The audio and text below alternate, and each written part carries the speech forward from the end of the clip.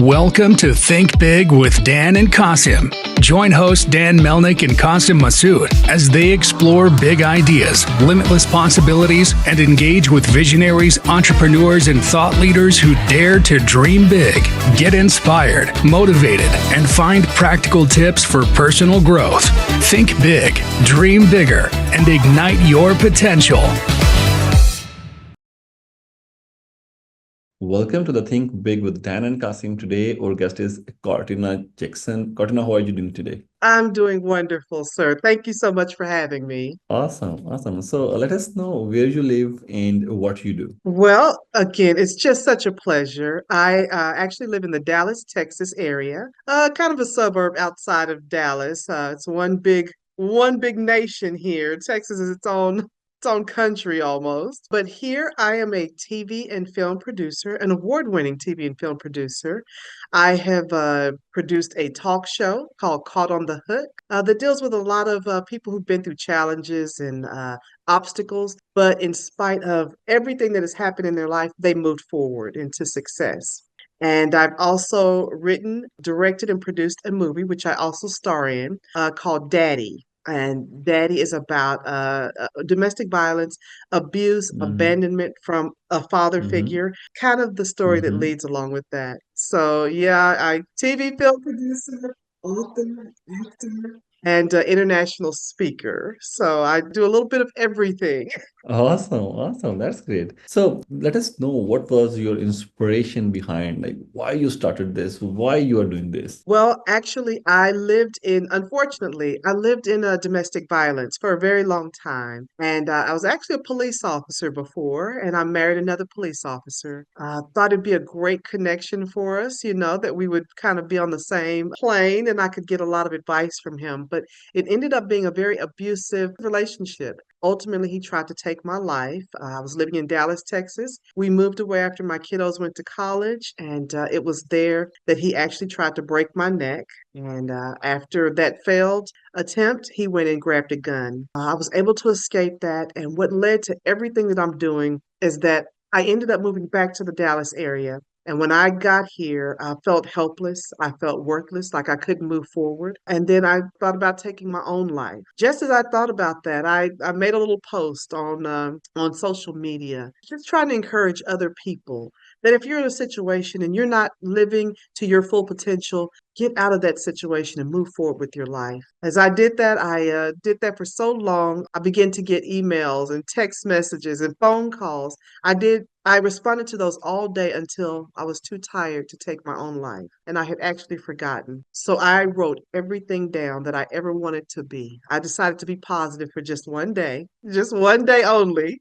And I wrote down during that time everything I wanted to happen that had I lived, this is what I would have wanted to do. And as I wrote those down, it did not even take a month before all those things began to happen for me. I wrote I wanted to be a speaker and encourage other people. Did it. I wanted to do a radio show. I did it. I want to be on a talk show. I want to be on one. Now I produce one and I have my own show and Awesome. wanted to act. So this is how I got into all that, and that is my passion is to definitely the advocate for women who are experiencing abuse. But it led to just living my dreams, and that's very important to do everything that a person wants to do in life. Life is short. It's time to move forward. Exactly. That's great. And inspirational for sure. So awesome. When you started doing all these things and you are living your dream life, which is a great thing, what was in your mind? Like how far you can go with it? Maybe you have some plans to pivot on something else. You think you can pursue your career in this space and in the same direction? So what are your future plans on it?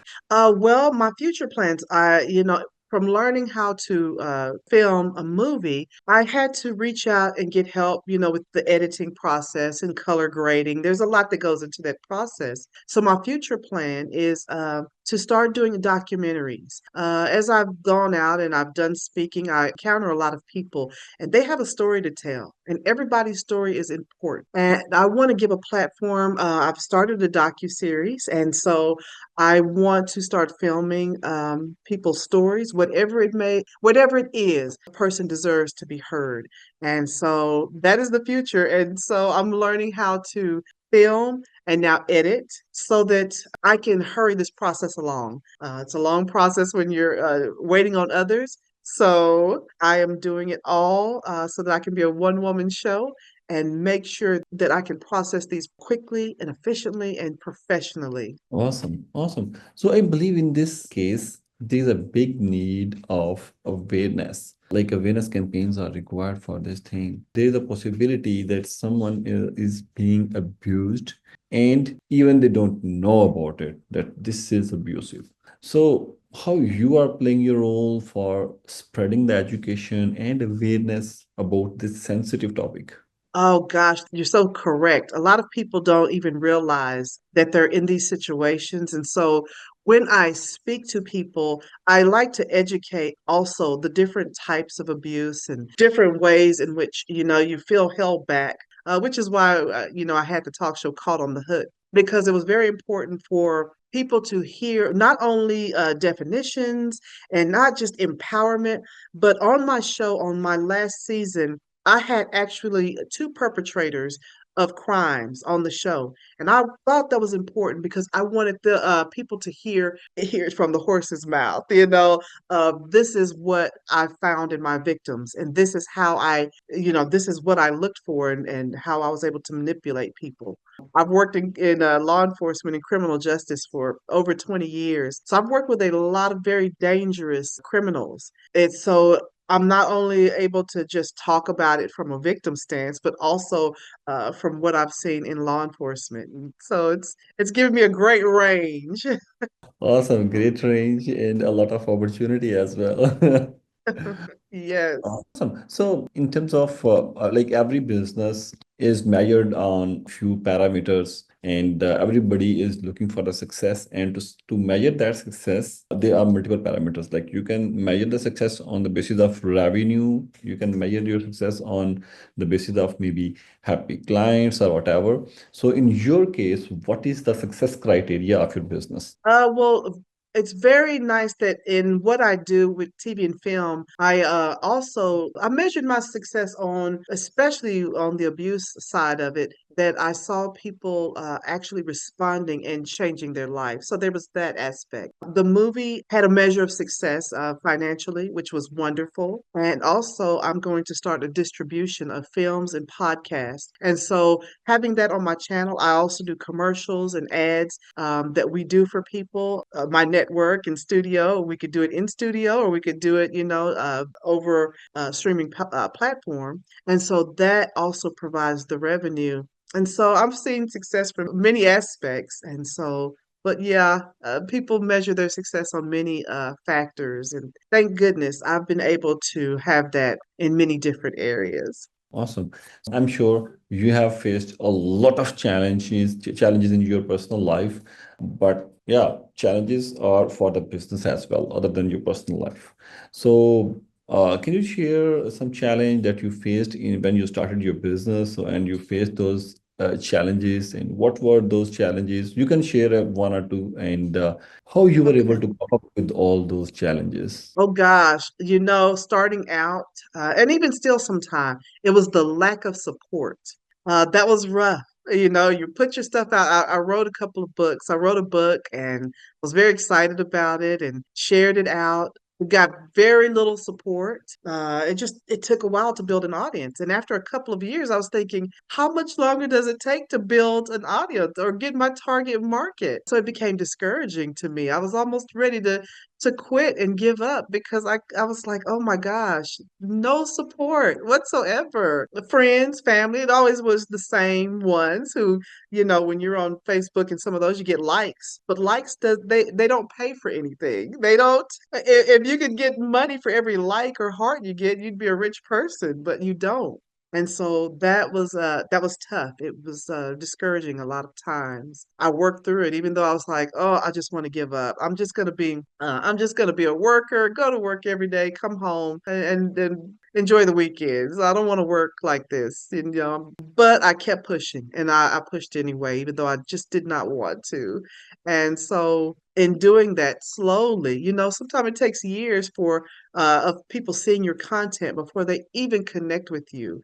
They have to see it like, oh gosh, what seems like 50 times before they finally say, oh, what is it that you do? Even though you've said what you do for the past 20 years, it's tough. But staying the course is definitely the key. It's easy to give up, staying the course. So, of course, that was challenging. And of course, the money, you know, it takes money to make money. And that was a tough challenge of, you know, but I did a lot of things on my own. That's what led me to learn stuff because editing costs money, joining a network cost money. So I had to learn how to do these things. It kind of pushed me into areas that actually increased my knowledge of a lot of things.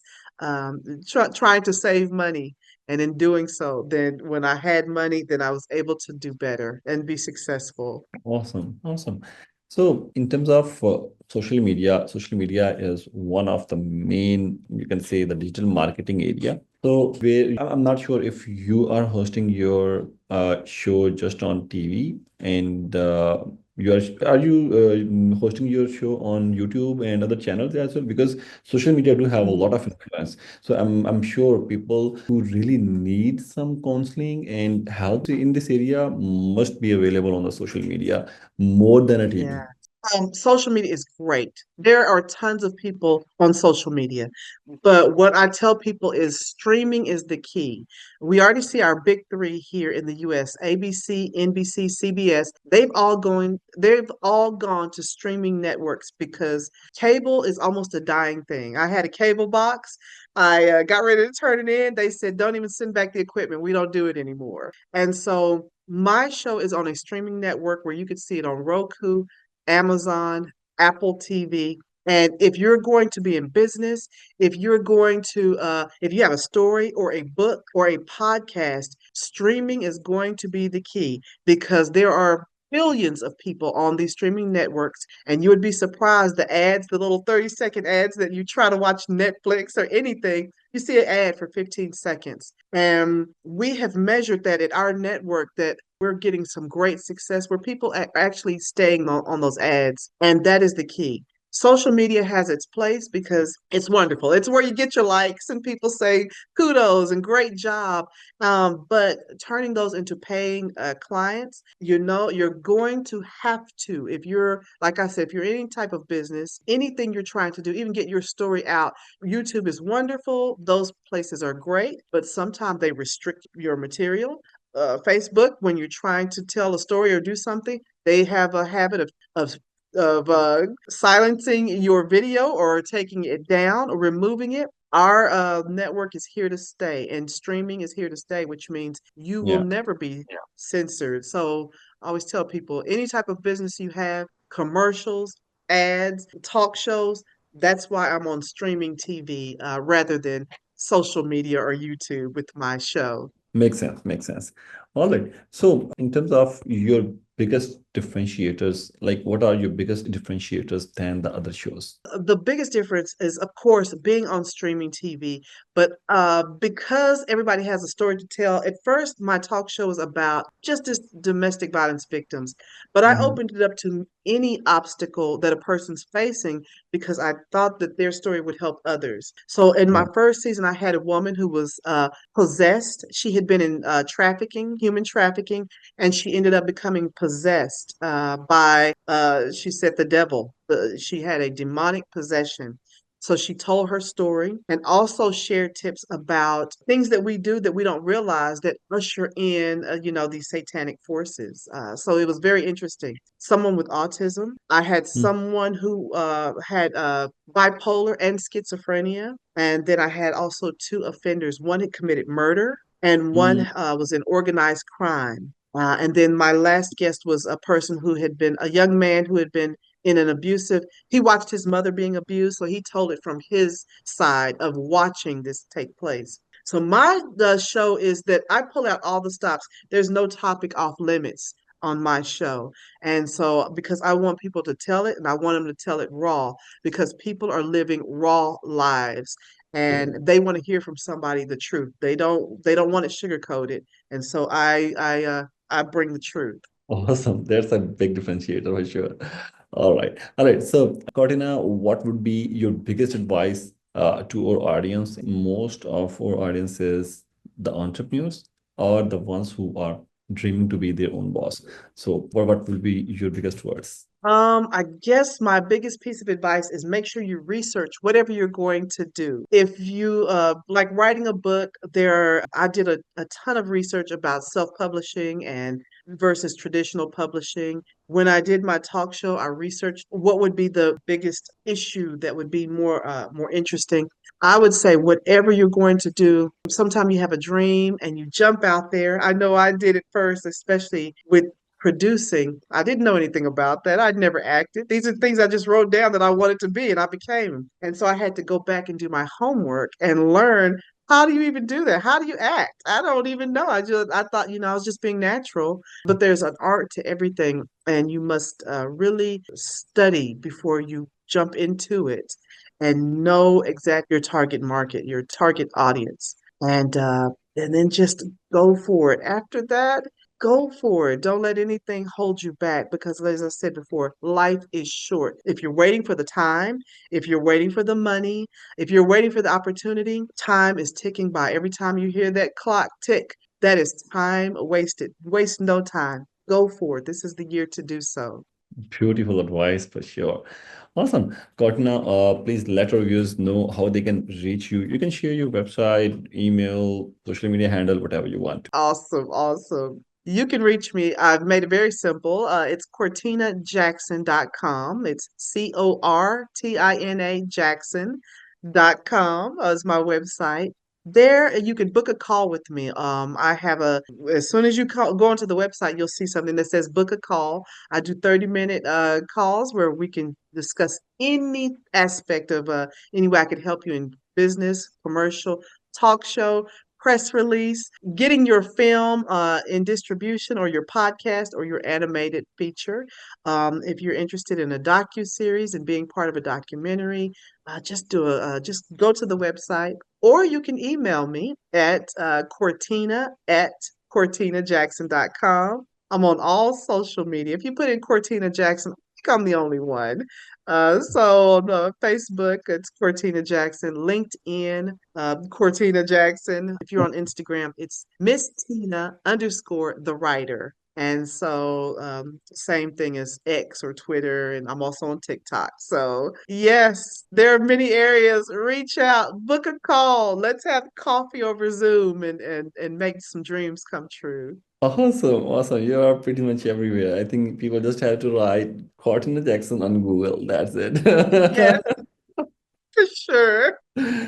Awesome. Yes. Thank you, Cortina. It was really nice meeting to you. Thank you for joining us today and have a good day. Thank you so much. You as well. Bye Bye bye. bye.